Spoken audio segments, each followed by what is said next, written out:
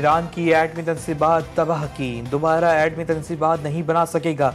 Iran के साथ जल्द जौहरी वायदा हो सकता है। अमरीकी सदर डोनाल्ड ट्रंप का सऊदी अमरीकी इन्वेस्टमेंट फोरम से खिताब, कहा सऊदी अरब हमारा सबसे बड़ा नॉन नेटो इत्तेहादी है। अमरीकी और सऊदी शोबों के दरमियान आज 270 अरब डॉलर के मुआहदे होंगे। पाक भारत जंग में पाकिस्तान ने फतह हासिल की, भारत ने एतराफ़ किया पाकिस्तान ने 109 मिलिट्री अहदाफ को निशाना बनाया। अमेरिकन कांग्रेस में रिपोर्ट पेश, रिपोर्ट में कहा पाकिस्तान की जीत में चीन का अहम किरदार रहा। पाकिस्तान ने भारतीय राफेल तैयारे गिराने में चीन की टेक्नोलॉजी का इस्तेमाल किया। पाकिस्तान ने चीनी इंटेलिजेंस का भी फ़ायदा उठाया। चीन को पाक भारत जंग से अपने हथियारों को आजमाने का बेहतरीन मौका मिला।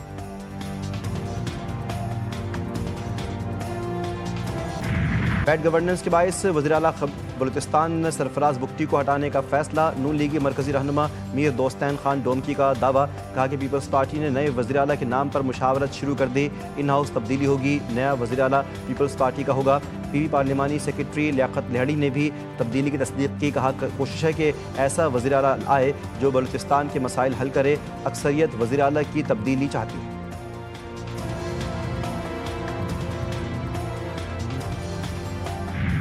पाकिस्तान मौसमी तब्दीली के मुज़र असरात की लपेट में है। आइंदा बरस मानसून के नुकसानात से बचने के लिए अभी से तैयारी की जाए।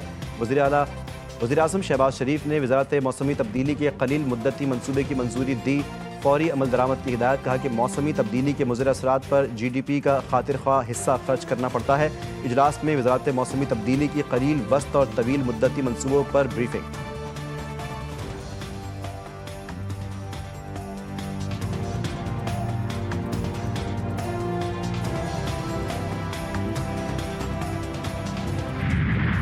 इन्हें कहीं एक ईंट भी नहीं लगाई। पूरे पाकिस्तान में और पंजाब में खसूसन कहते हैं कि मुखालिफिन भी कहते हैं कि काम करती है तो मुस्लिम लीग नून करती है, काम करना आता है तो मुस्लिम लीग नून को करना आता है। कई लोग होते हैं सियासत में, उन्होंने कई साल जाया किए, आज उनका नाम लो तो लोगों के दिलों में क्या आता है? लोगों के ज़हनों में आता है बदतमीजी, बदतहजीबी, डंडा मार कुटाई। मुखालिफिन भी तारीफ कर रहे हैं कि काम सिर्फ नून लीग करती है। कुछ लोगों का काम बदतमीजी, बदअखलाकी, डंडे मारना था। 1.5 साल के दौरान हमने रिकॉर्ड तरक्याती काम करवाए। तरक्याती काम सिर्फ नून लीग के दौर में हुए। वज़ीर-ए-आला पंजाब मरीम नवाज़ का तकरीब से खिताब, कहा कि ग्रीन बस रावलपिंडी के अवाम के लिए एक तोहफ़ा है। नून लीग की हुकूमत जब भी आती है मुल्क तरक्की करता है। इलेक्ट्रिक बसें माहौल की फ़ज़ा को आलूदा नहीं करेंगी। बसों में ख़वातीन और बुज़ुर्गों के लिए फ्री सफरी सहूलियात होंगी।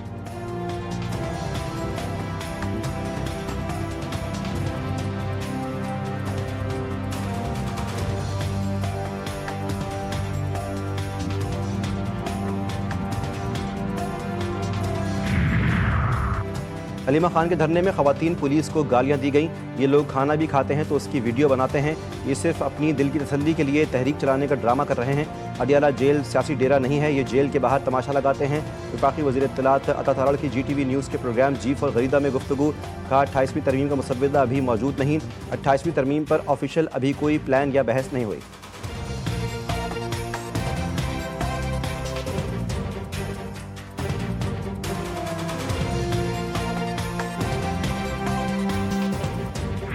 नेक्स्ट वीक जो है हमारी डबल डेकर बसेस भी पहुंच रही हैं और हमारी जो है EV बसेस भी पहुंच रही हैं।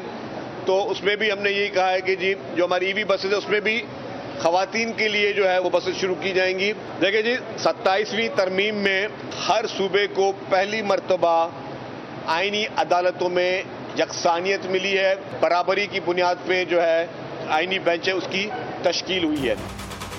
सियासी माहौल और कल्चर को दुरुस्त करना होगा, बदतहजीबी का रिवाज ख़त्म किया जाए। 27वीं आईनी तरमीम के तहत बनने वाली आईनी अदालत को वुकला ने सराहा है। सीनियर वजीर सिंध शर्जील मेमन कहते हैं कि कराची में डबल डेकर बस शाहराह फैसल पर चलेगी।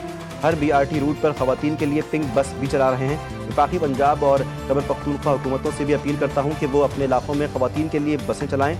माजूर अफराद के लिए भी फ्री मोटरसाइकिल ला रहे हैं।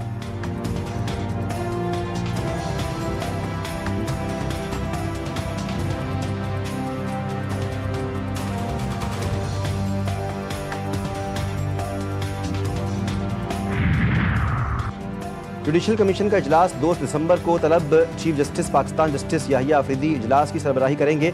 जस्टिस मियां गुल हसन और औरंगजेब को सुप्रीम कोर्ट का मुस्तकिल जज बनाने पर गौर होगा।